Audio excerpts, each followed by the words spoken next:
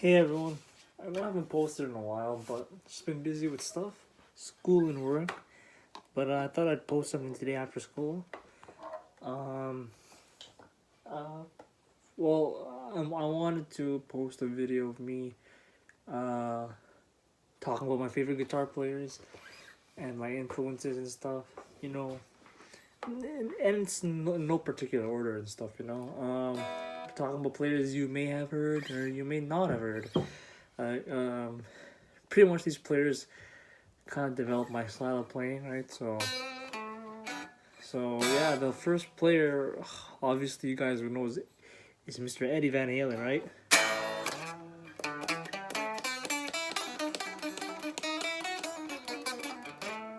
Yeah, he's crazy with all the tapping he did and stuff, and he pretty much revolutionized. Other than Hendrix, he revolutionized everything with when it comes to how you play guitar. He musical notation was pretty much standard, but then when he introduced tapping, nobody knew how to put that in musical notation, right? And that's just crazy. Like what he was doing on the guitar at that time was just crazy. And he was just playing stuff that nobody else was playing.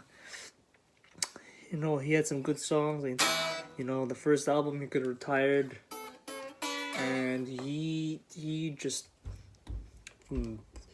he just destroyed the guitar around that time. I can't imagine anyone else playing like that. Playing all those.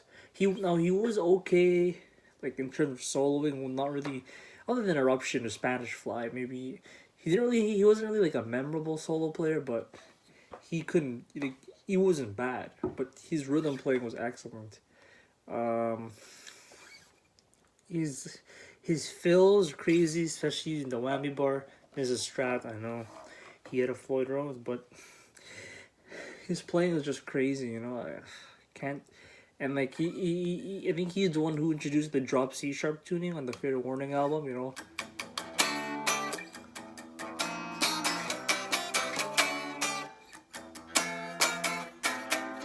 Yeah, it's just crazy. Next one up is Randy Rhoads.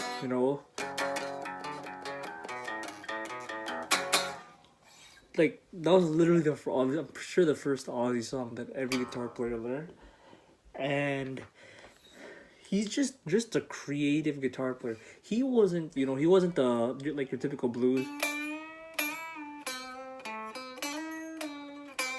He wasn't that, or he wasn't even rock and roll. Like Eddie Van Halen was rock and roll, right? He wasn't like this.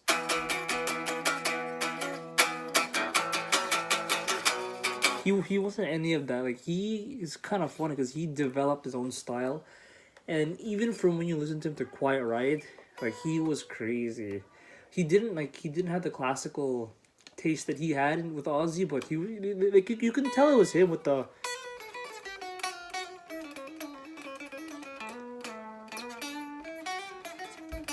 he did a lot of that. The hand run pull off trill.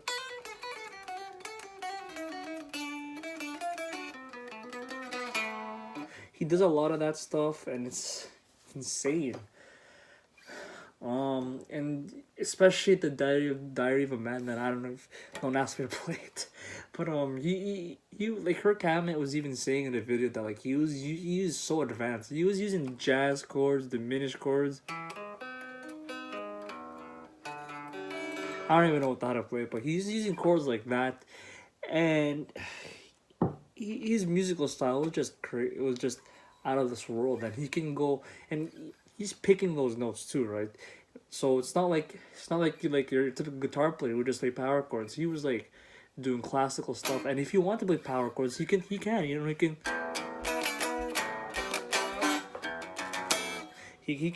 that stuff. He's capable, and so sad he had to die so early. My next guitar player is Tom Schultz. I'm actually a huge Boston fan. I really love the first album. With the and then those harmonies that Tom plays in Peace of Mind.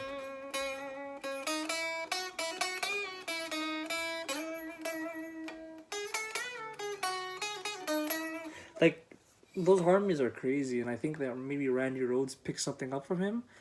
I don't know, but definitely one of my guitar players, my favorite guitar players, and he, I think that he's one of the guitar player that was more underrated. You know, I think he's only known for More Than a Feeling, but I think that his guitar playing on, especially on harmony and leads, like he was the only guitar player in Boston, so he's definitely up there with one of the greats. Next player is Jakey Lee. You know, replacing Randy Rhoads is probably not the easiest job. Brad Gillis did it, and I think one with Bernie Torme or something like that. But Jakey Lee, like he didn't have Randy's style, right? Because I think he wanted to develop something of his own, you know, especially with Bark at the Moon. But thing is, Ozzy wanted something like Randy when he chose Jake. Because I remember Jake was coming up with solos, and Ozzy was like, "No, that's just too bluesy," and then Jake literally had to change up his whole style, you know, and his soloing, his phrasing, and the choice of notes and his tone.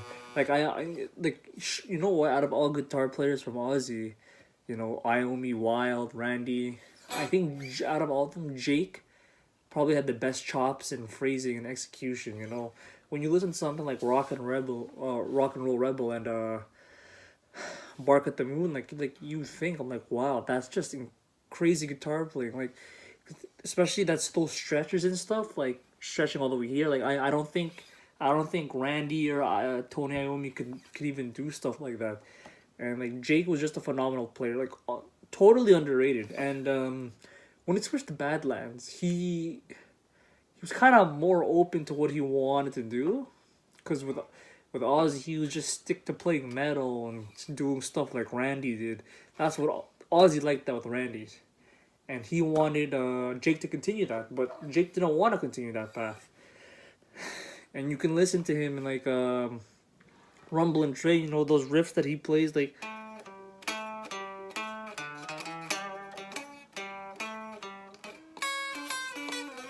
he was so like Chet Atkins bluesy style, and it's an understatement. It's just really funny because you wouldn't recognize him if you heard him in Badlands and you heard him play that stuff. You wouldn't think that was Jiggy Lee if you heard him from Ozzy. You know. Well, the next guitar player, I'm trying to think. Another the underrated one that I like would be Neil Sean. You know, I think that anyway on, I kept trying to learn that as a kid. It was just like it's crazy, especially that solo. I don't even know how to go.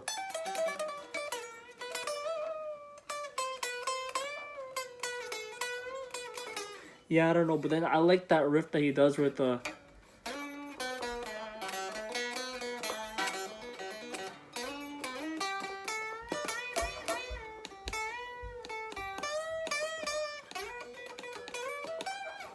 He does like crazy stuff. I think he's pretty underrated. I think he's definitely up there with all those people. But next I would obviously put Jimi Hendrix. You know, he's the one who invented that whole.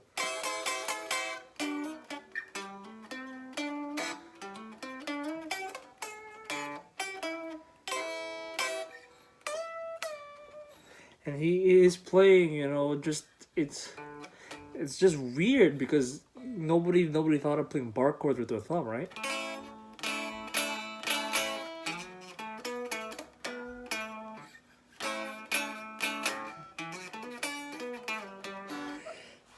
Just another extraordinary. Not really my favorite, but I think he's up there because what he did with the guitar, just like how I felt about Eddie Van Halen. But yeah, he and him playing backwards is just crazy, or upside down, or whatever you want to call it. But yeah, he's pretty really good. It's really good. Just not my favorite. Next would be, I would say Jimmy Page. Not really. I'm a fan of Led Zeppelin, but not too much. I actually like a lot of his acoustic pieces. You know.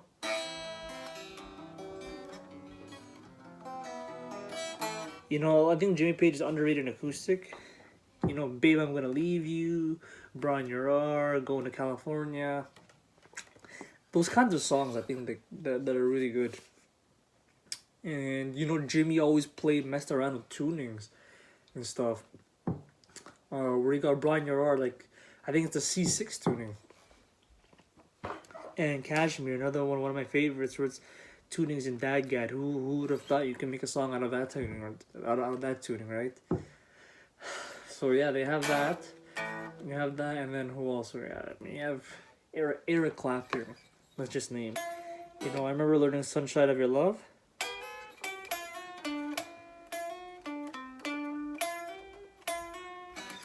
And then that riff, everybody has to know that riff, right? Eric Clapton, and I remember when I heard the solo for a while, "My Guitar Gently Weeps," I thought, that George or Paul. But then I realized I'm just like, no, I don't think George or Paul are capable of playing like that. And I did some research and I found that George got Eric Clapton to play on the record.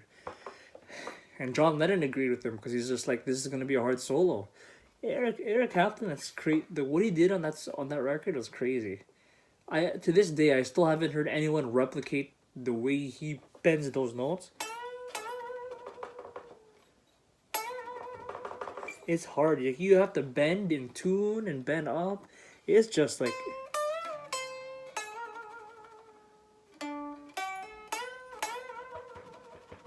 you have to bend up. You gotta bend a certain way. Yeah, it's just crazy. Eric Clapton's he's an underrated guitar player, but I think he's maybe not one of the best. He's one of the best, but not one of my favorites. But not one of my favorite best, but he's one of my favorites. You know, Crossco.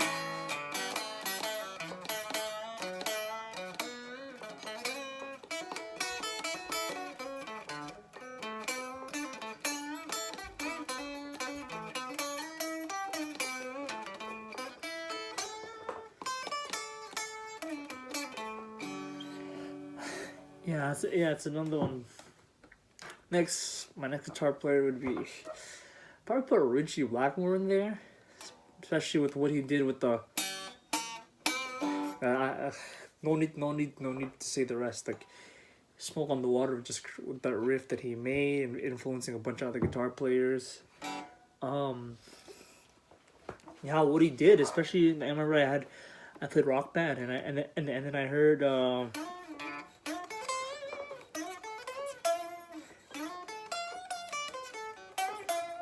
I heard something like that, and then I heard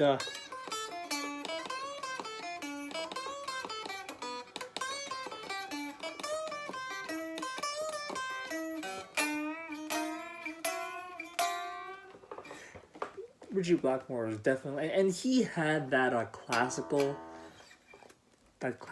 influence, kind of like Randy Rhoads and stuff, where it wasn't just rock and metal, but it was just like there's a classical piece to it, and he influenced like the likes of Yngwie Malmsteen, Randy Rhoads, stuff like that.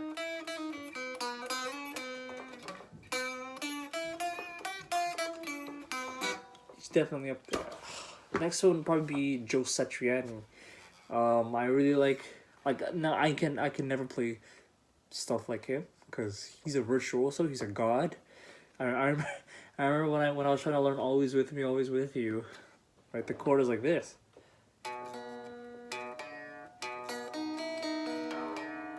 Oops, sorry.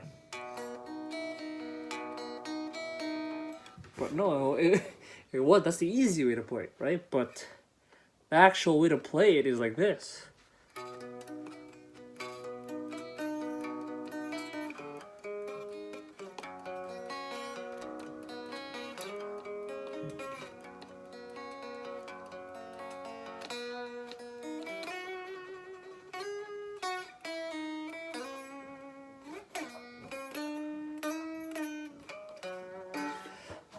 Just melody. I think him, and Steve Vai and Malmsteen are like what I would call him like a mixture of Randy Rhoads and Andy Van Halen, because they have that musical knowledge that some people have, not many people have, and the likes of Eddie Van Halen because they can do those funny stretches, you know, and they're gods.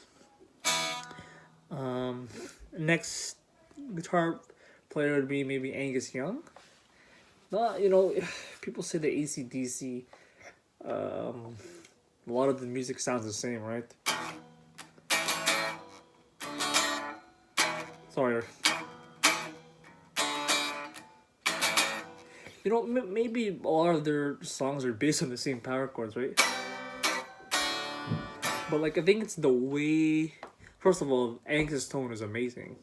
Second, it's the way he attacks the strings, the pick and stuff. You know, and like,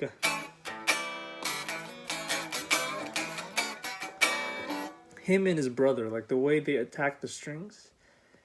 You know, like the pick attack is really good, which is why I think, their the way their sound is different rather than other people playing their music. You know, they have a distinct sound. The way they attack their pick.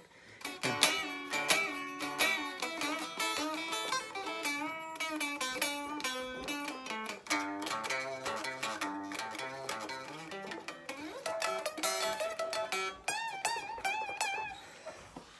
yeah, that they have, and it was like a rock and roll blues thing. They wanted to replicate what Chuck Berry did, especially with the Angus Young Duck Walk or something.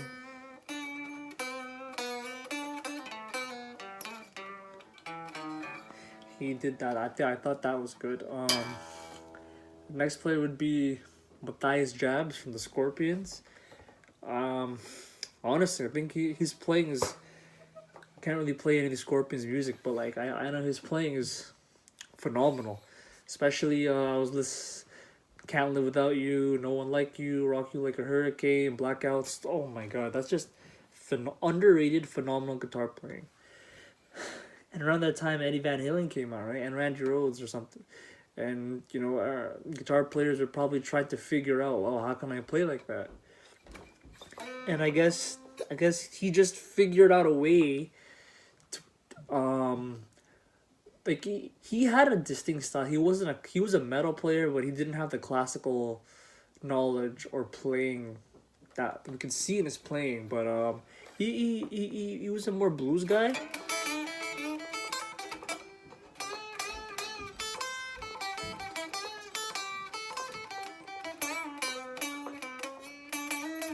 He was doing stuff like that. Like I would just think of him as like a Jakey Lee, except he didn't have the classical knowledge as Jakey Lee. But I think his playing was pretty. Because Jakey Lee had that blues thing in him still, but he had the classical knowledge. Matthias Jad didn't have it, so that's literally what I'm thinking. He has. Next guitar player is George Harrison. Now I think he's one of the most underrated guitar players out there.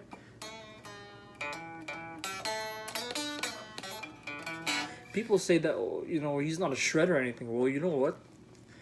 George Harrison was probably the people say Paul's a better guitar player, but you know what? George was probably their best guitar player, and I don't think you might think that he's not a shredder, but you know what?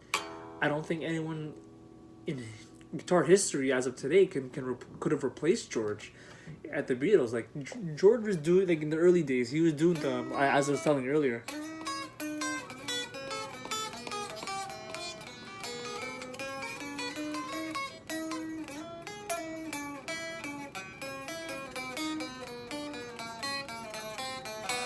He was doing like a Chet Atkins picking, you know, and he would basically whatever John was doing. Okay, John was playing a G. George would be playing a G, except the bar chord version. And you know what also was unique about his playing, that like for some of his solos he'd be playing the chords around the solo. Like the solo would be picking the chords, like Nowhere Man, right? Oops, sorry.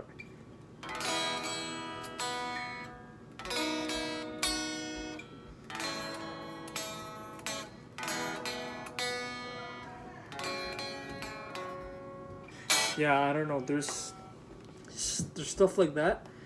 He's just phenomenal guitar player, underrated. I'm trying to think about the guitar players out there. We named Hendrix. We named Page. Um, I mean, there are a lot of guitar players that are great, like Kirk Hammett, Zach Wild, but they're not really, they're not really in my favorites. I'm trying to think right now, so I think I named Joe Satriani. Maybe that's the it from what I can come from the top of my head and stuff. Um, yeah, it's just basically those players that I named basically influenced the way I play guitar. No, I may not play like them exactly because I'm not that good, but like that's what I listen to and that's what I like.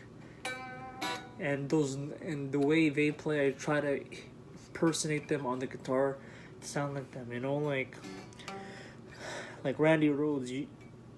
You know it's a classical style when he's doing stuff like.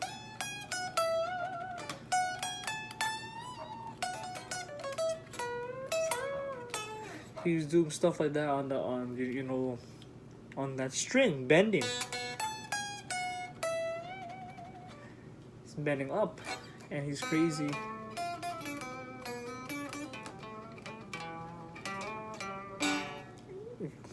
I would name people like Slash. Slash is used to be my favorite, but I don't really like him anymore. Trying to think. There are a lot of good players out there. David Gilmour, Brian May's another good one. You know, his Bohemian Rhapsody. But he's pretty good. Elliot Easton. You know, my best friend.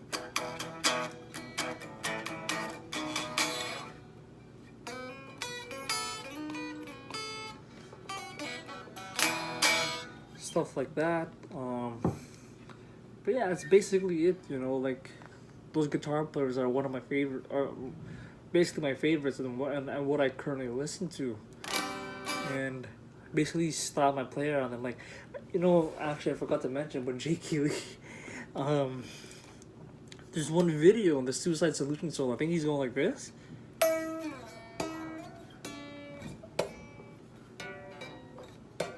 You can't hear it because there's no amp, but he's basically playing the note.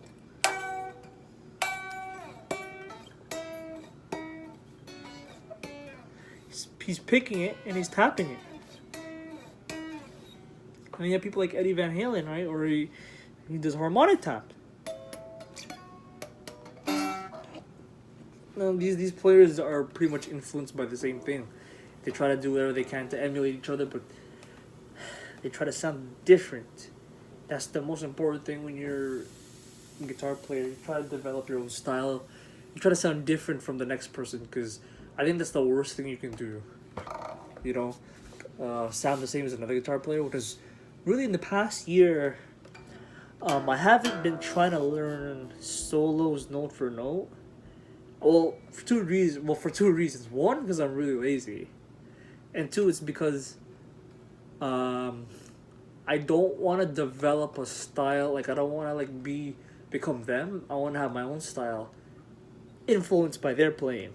How I can take their playing and putting it into my own playing and sound different. So when I record my own stuff, I don't sound like that person. I have my own style.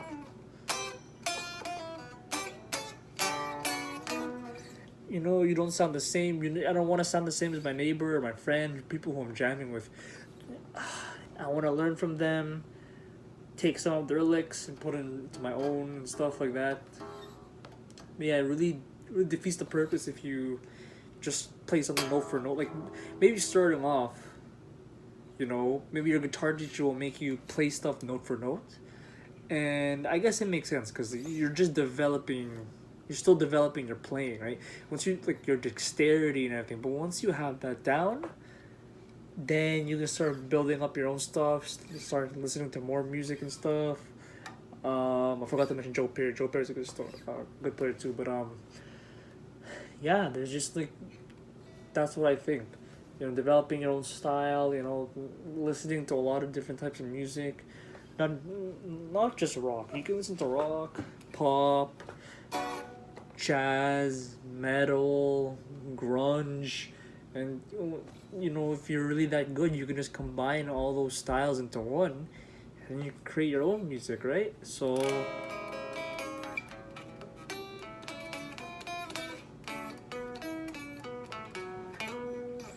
you know, so it's all up to you. you know. But yeah, I took guitar lessons from, let's see, almost 3 years. I think almost 3 years to guitar lessons. And at first I liked it, but I didn't like it that we had to play scales every week. And well, I mean, I did learn a lot of scales.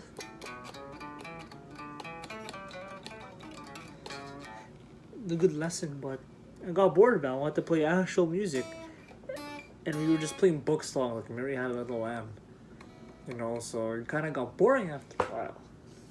But eventually, I just developed my own. Like I stopped lessons, I learned on my own, developed my own style, talk to a few talk to a few guitar players, see how they got it done. They said the same thing. Listen to different types of music, try to learn what they're doing, and then cop that into your own style. So I guess maybe you should learn their solos note for note, but when you're trying to make your own music, try not to sound like them. I'm not sure, it's kind of maybe hard to understand at first, but that's probably the best way to develop your own style.